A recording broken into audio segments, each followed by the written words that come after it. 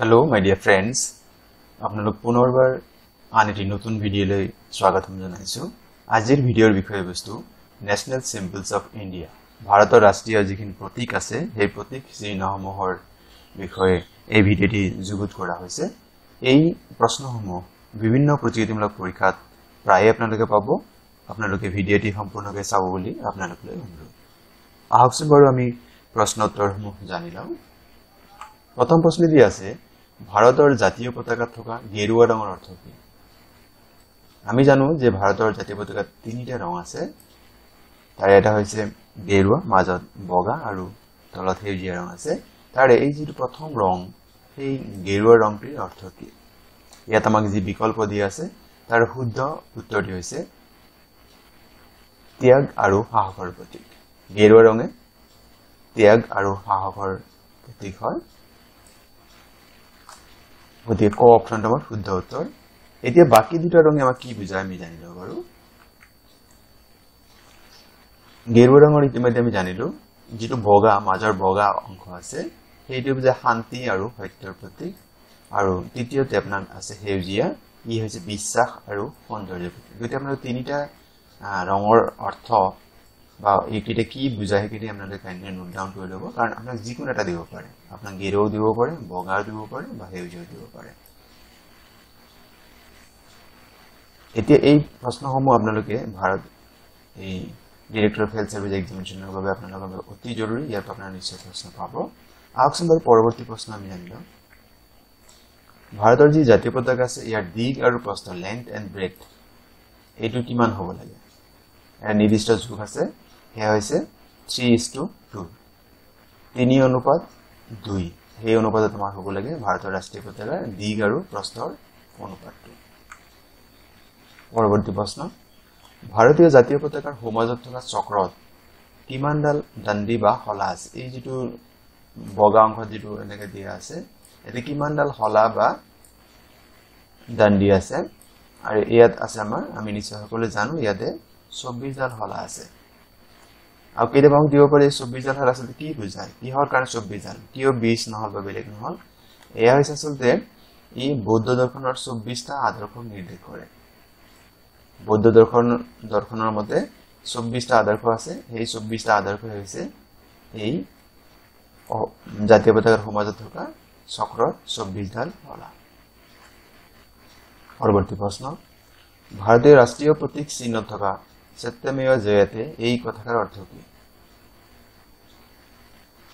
ইয়াত বিকল্প মতে আছে সত্য জীয়াই থাকিব, সত্যৰ বিকল্প নাই, সত্য সদায় জয় আৰু ওপৰ এটাও নহয়। ইয়াত আমাৰ অপশন গ যিটো আছে সেয়া শুদ্ধ উত্তৰ। সত্যমেव জয়তে ইয়াৰ অৰ্থ হৈছে সত্য সদায় জয়, সত্যৰ সদায় জয়। আচলতে এটা ৰ হ'ব লাগিছিল, সত্যৰ সদায় জয়। গতিকে আপোনালোকৰ এটা ৰ এটা একটু কম হৈ আছে, ইয়াতে এটা হ'ব সত্যৰ সদায় জয়। পৰৱৰ্তী প্ৰশ্ন, ভাৰতৰ ৰাষ্ট্ৰীয় জন্তু কি? What is the national animal of India? ভাৰতৰ ৰাষ্ট্ৰীয় জন্তু হৈছে টাইগাৰ, বাঘ। পৰৱৰ্তী প্ৰশ্ন, ভাৰতৰ ৰাষ্ট্ৰীয় ফুল কি? নেশ্যনেল ফ্লাৱাৰ অফ ইণ্ডিয়া, আৰু ই হৈছে লোটাছ, পদুম ফুল। পৰৱৰ্তী প্ৰশ্ন, ভাৰতৰ ৰাষ্ট্ৰীয় ক্ৰীড়া বা খেল নেশ্যনেল স্পৰ্টছ অফ ইণ্ডিয়া, ই হৈছে হকী। পৰৱৰ্তী প্ৰশ্ন, ভাৰতৰ ৰাষ্ট্ৰীয় নদী কি? নেশ্যনেল ৰিভাৰ অফ ইণ্ডিয়া, আৰু ই হৈছে গংগা নদীক বুজায়। পৰৱৰ্তী প্ৰশ্ন, ভাৰতৰ ৰাষ্ট্ৰীয় বৃক্ষ কি? নেশ্যনেল ট্ৰী অফ ইণ্ডিয়া, এইটো বানিয়ান ট্ৰী বা অসমীয়াত বটগছ। পৰৱৰ্তী প্ৰশ্ন, ভাৰতৰ ৰাষ্ট্ৰীয় মুদ্ৰা কি? যেনেকৈ বেলেগ বেলেগ দেশৰ বেলেগ মুদ্ৰা থাকে বা what is the national currency of India, সেয়া হৈছে টকা। আমি যাক ইংৰাজীত আমাৰ দিয়া থাকে ৰুপি, RUPEE, ৰুপি। ৰুপি হৈছে ভাৰতীয় কাৰেঞ্চি আৰু তাৰ চিম্বল হৈছে এইটো। বৰ্তমান সময়ত এইটো চিম্বল ব্যৱহাৰ কৰা হয়। পৰৱৰ্তী প্ৰশ্ন, আমাক ভাৰতৰ ৰাষ্ট্ৰীয় পক্ষী কি? What is the national bird of India? সেয়া হৈছে মৰা চৰাই, পিকক। পৰৱৰ্তী প্ৰশ্ন, কেতিয়াৰ পৰা ত্ৰিৰংগা পতাকাখনক ভাৰতৰ ৰাষ্ট্ৰীয় পতাকা হিচাপে স্বীকৃতি দিয়া হয় ত্ৰিৰংগা যিখন পতাকা আমি বৰ্তমান ব্যৱহাৰ কৰো ভাৰতৰ ৰাষ্ট্ৰীয় পতাকা হিচাপে কেতিয়া স্বীকৃতি লাভ কৰে ইয়াৰ শুদ্ধ উত্তৰ হৈছে 22 জুলাই 1947 চন আমাৰ যেটো ক বিকল্প দিয়া আছে 22 জুলাই 1947 চনৰ পৰা ত্ৰিৰংগা পতাকাখনক ভাৰতৰ ৰাষ্ট্ৰীয় পতাকা হিচাপে মৰ্যাদা বা স্বীকৃতি দিয়া হয়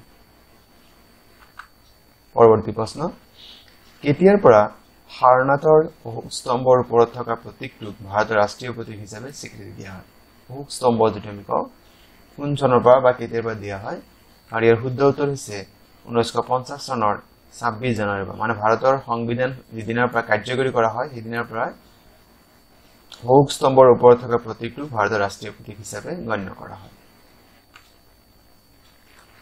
ভাৰতৰ ৰাষ্ট্ৰীয় সংগীত যেটো আছে জনগণ মন অধিনায়ক হেতু কোন প্ৰথমতে কেতিয়া গোৱা হৈছে এটো কোন নহয় এটো কোন হ'ব কোন প্ৰথমে কোন চনত গোৱা হৈছিল আৰু ইয়াৰ শুদ্ধ উত্তৰ হৈছে 1911 চন 1911 চনৰ 27 ডিসেম্বৰত কলিকতাত অনুষ্ঠিত ভাৰতীয় জাতীয় কংগ্ৰেছৰ জাতীয় অধিৱেশনত এই গীতটি গোৱা হৈছিল ভাৰতৰ ৰাষ্ট্ৰীয় সংগীত কোন প্ৰথমতে নহয় কোন চনত গোৱা হৈছিল কোন হ'ব লাগিছে when was national anthem first sung এটো হৈছে 1911 চন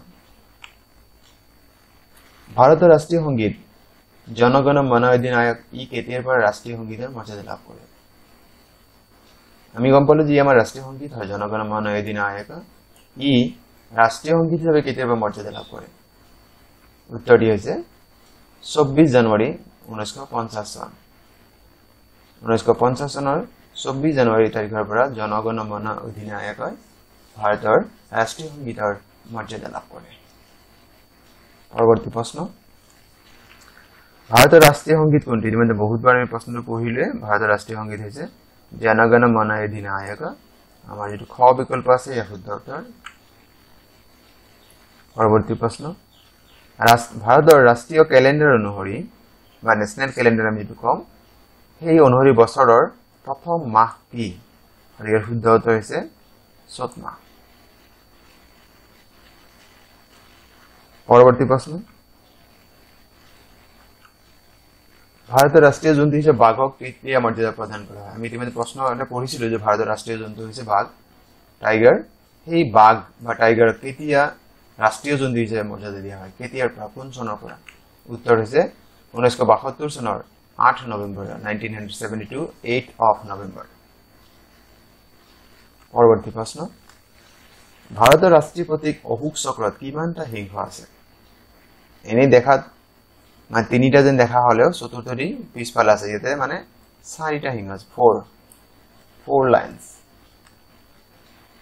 পৰৱৰ্তী প্ৰশ্ন ভাৰতৰ ৰাষ্ট্ৰীয় পঞ্জিকা কেতিয়াৰ পৰা প্ৰৱৰ্তন কৰা হৈছে আমি ইতিমধ্যে এটা প্ৰশ্ন পঢ়িলো যে ভাৰতৰ ৰাষ্ট্ৰীয় পঞ্জিকা বা নেশনাল ক্যালেন্ডাৰ মতে প্ৰথম মাহ কি হৈছে চত মাহ এতিয়া কোৱা হৈছে যে এই ৰাষ্ট্ৰীয় পঞ্জিকা কেতিয়াৰ পৰা প্ৰৱৰ্তন কৰা হৈছে আৰু ইয়াৰ শুদ্ধ উত্তৰ হৈছে 1957 চনৰ 22 মাৰ্চৰ পৰা আমাৰ ক যেটো বিকল্প দিয়া আছে হেয়া শুদ্ধ উত্তৰ পৰৱৰ্তী প্ৰশ্ন ভাৰতৰ ৰাষ্ট্ৰীয় ফল কি what is the national fruit of India আৰু ইয়াৰ শুদ্ধ উত্তৰ হৈছে ম্যাঙ্গো আম পৰৱৰ্তী প্ৰশ্ন ভাৰতৰ ৰাষ্ট্ৰীয় প্ৰতীক অশোক চক্ৰৰ তলত মুণ্ড উপনিষদৰ পৰা সত্যমেৱ জয়তে বুলি বাক্যশাৰী লিখা আছে এয়া কি লিপিত লিখা আছে এটি অতি দৰকাৰী প্ৰশ্ন আৰু ইয়াৰ শুদ্ধ উত্তৰ হৈছে দেৱনাগৰী লিপি পৰৱৰ্তী প্ৰশ্ন ভাৰতীয় ৰাষ্ট্ৰীয় সংগীতটি বা নেশনাল সং কোনটো হয়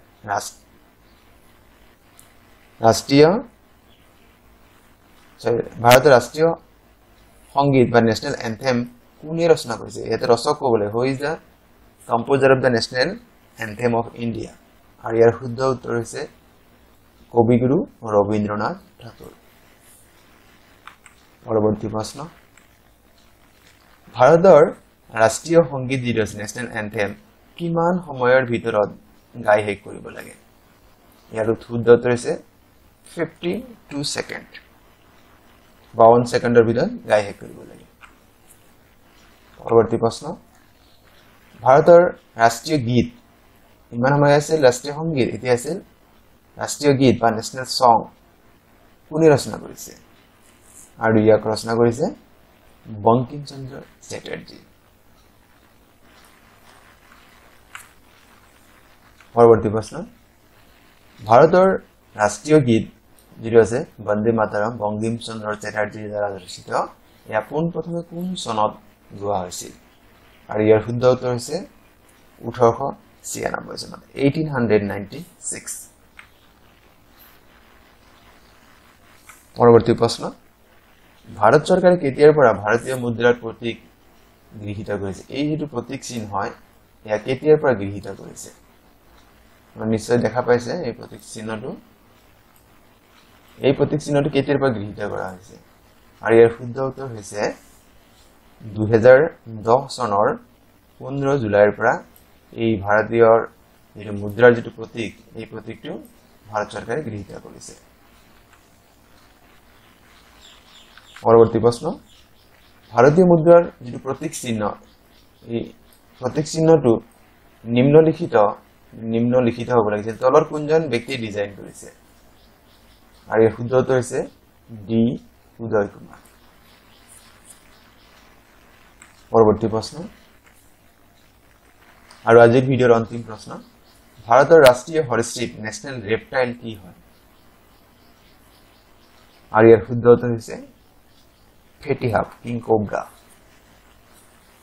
এইখিনি আছিল আজিৰ ভিডিঅ'ৰ বিষয়বস্তু আপোনালোকে ভিডিঅ'টি কেনে পালে বা ইয়াৰ বিষয়বস্তু কেনে পাইছে কমেন্ট যোগে জনাব বুলি আশা থাকিল আৰু আপোনালোকৰ পৰা মই মূল্যৱান দিহা পৰামৰ্শ আশা কৰো আপোনালোকে কমেন্ট যোগে জনালে মই নিশ্চয় আনন্দিত হ'ম আৰু আপোনালোকৰ এটাই অনুৰোধ যদি আপোনালোকে মোৰ চেনেলটি প্ৰথমবাৰৰ পৰা চাই আছে আৰু ইয়াৰ বিষয়বস্তু আপোনাৰ ভাল লাগিছে চেনেলটি সাবস্ক্ৰাইব কৰিব বুলি আশা থাকিল আৰু ভিডিঅ'সমূহ লাইক কমেন্ট আৰু শেয়াৰ কৰিব আৰু আজিৰ ভিডিঅ'টি সম্পূৰ্ণকৈ চোৱাৰ বাবে আপোনালোকলৈ অশেষ ধন্যবাদ